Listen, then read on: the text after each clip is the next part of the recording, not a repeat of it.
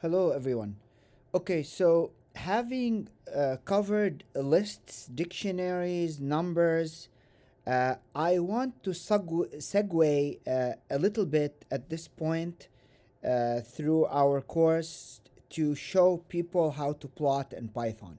Okay, so it's a diversion, but yet not a diversion because it's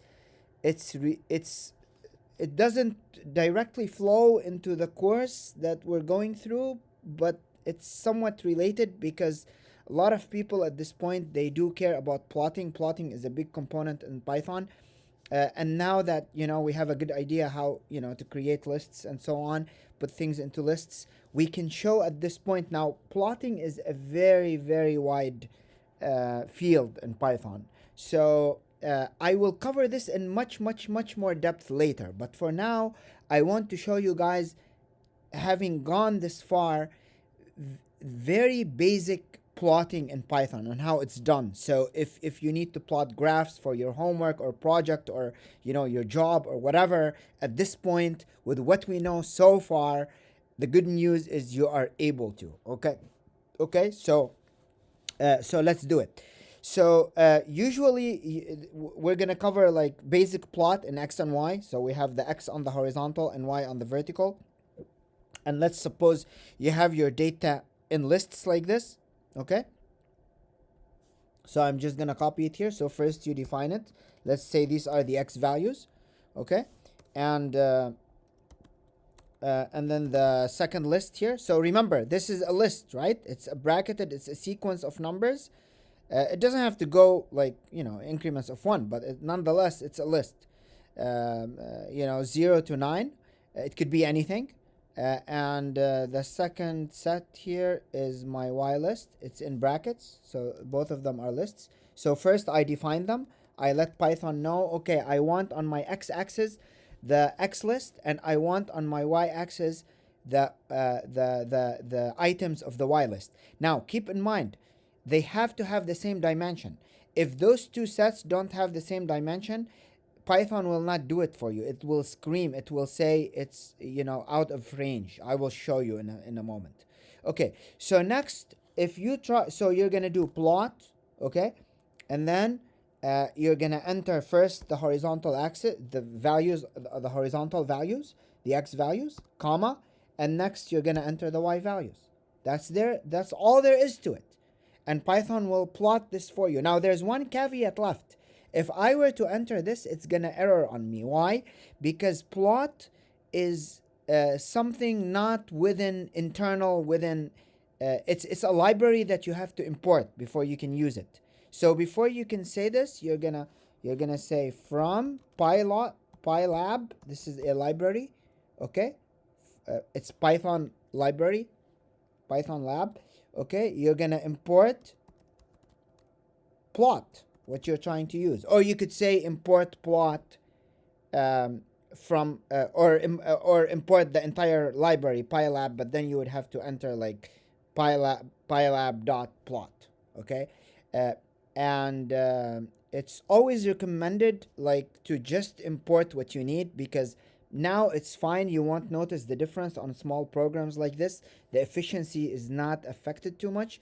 But when you get to a point where you're writing some very cumbersome big codes, then it does matter if you import an entire library versus importing what you need from that library. So it does affect the efficiency quite quite a bit on very large codes. Okay, let me be clear. Okay, so now that we have imported this, now Python will know what it is, okay, and will use it. It'll import that plot and it'll use it. And you can see I make a plot. Okay, the x values are on the x-axis and the y values on the y-axis.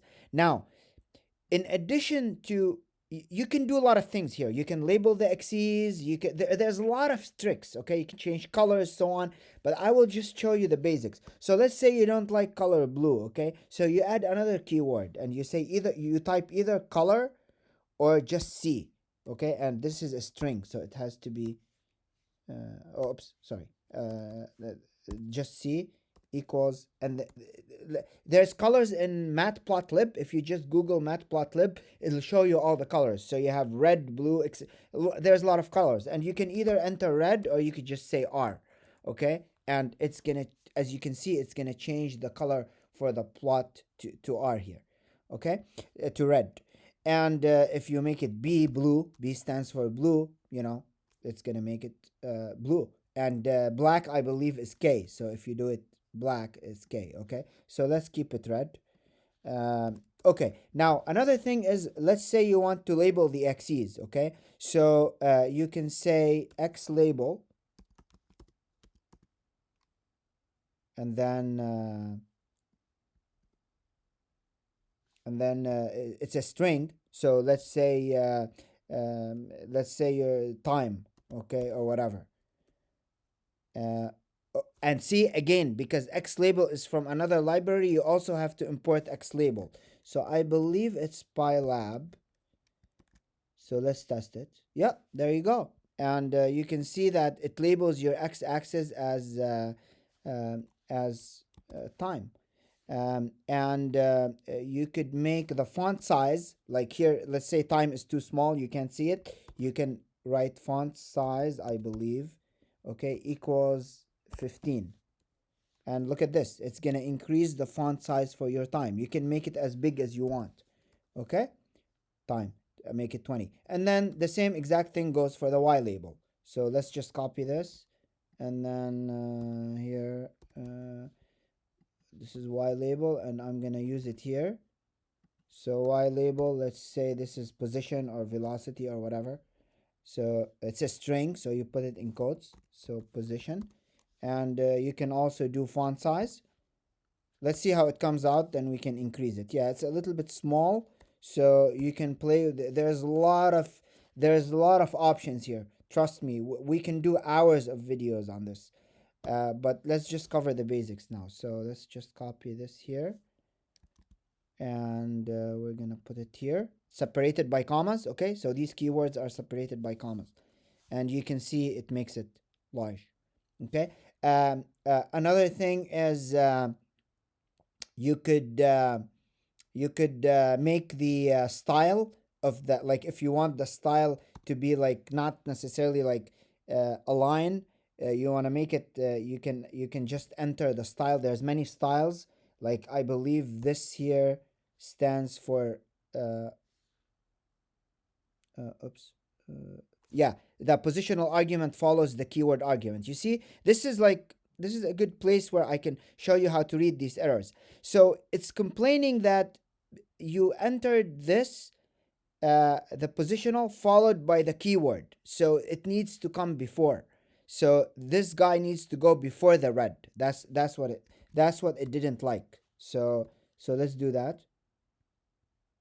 So it needs to go here, and there you go. See, it's kind of like a scatter plot. Okay, so you just get the data points. You don't get, like, it doesn't link them. And you could do this to dashed. There's dash, there's dotted, there's I believe this is also an option here. Okay, so you can see all these things. And by the way, you can also, like, if you want a scatter plot and not a plot, you could just enter here scatter, but again you have to import the word here. So and you see it gives it to you in a scatter plot, so just the data points. um, yeah, there's you can make the, the width of the data points, of the line connecting the data points, or the size of the data points, larger or smaller. There's a lot of variation, but I just wanted to show you here the basics. Now, before we leave, there's one more thing. You might be wondering, what if my data, like, let's say I have like hundreds and thousands of data points, am I gonna have to write them all in a list? The answer is no. If your data point is in a file, you can read that file. Okay, you can read the column or the row in that file and turn it into a list, and then bring it here and then plot it. Now, how do we do that? That's a topic for another video. We have to get into files and how to read files or write files, and how to, import data or grab data or access data from, fetch data from the files. I will cover that later. or your data could be somewhere external. Same way, you could also do that. Your data could be something in terms of functions, right? Functions. I will, again, this is another topic for another day. I will talk about functions later and how we can, have, knowing what the function does, how it operates on a variable, we can easily turn it into a list, and output output a lot of data from it as much as we want. Now, just quickly here, if you were wondering how I got these lists, although I did not discuss the for loop in depth yet, but basically I did discuss lists. And one of the things I think I explained in the lists is I said you can make a list by iterating, right? So you can say, okay, I want my list to be I squared, okay, for I, okay? So in range, remember range, if you don't default it, it starts at 0. And let's say in this case, I think I used 9, so 10, okay?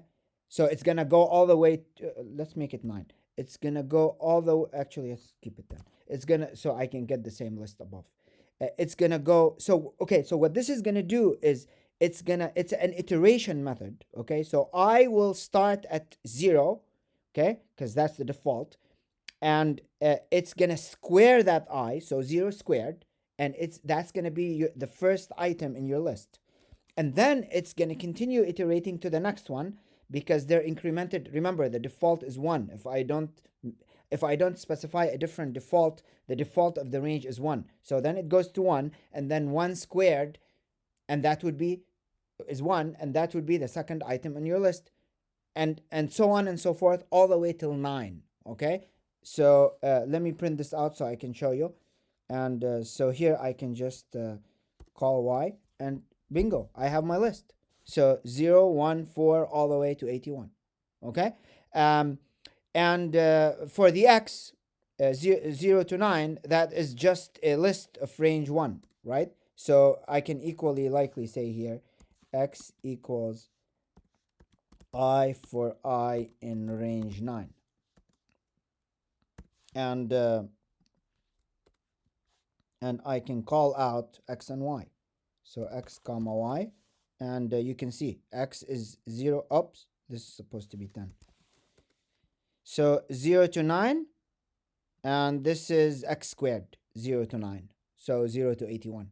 So that's how of course, data is not, most of the time, 99% of the time, is not that straightforward.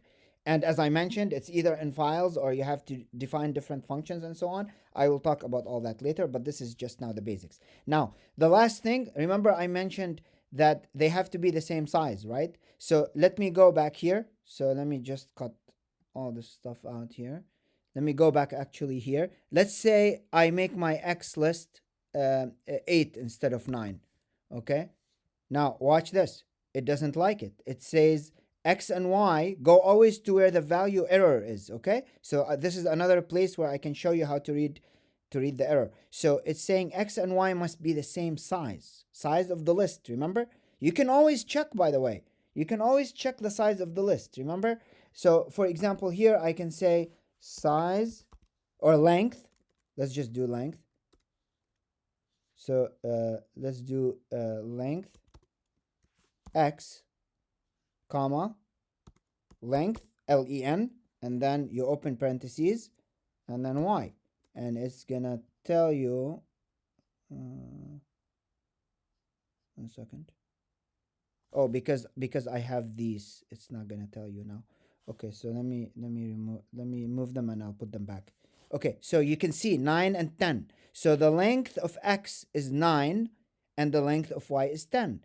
And that's why when I'm trying to plot them, that's what it means here. It means that x and y, they're not the same size. They're different sizes. And therefore, they have to be, for every x, there has to be a y. So they have to map together to be the same size, to the same size.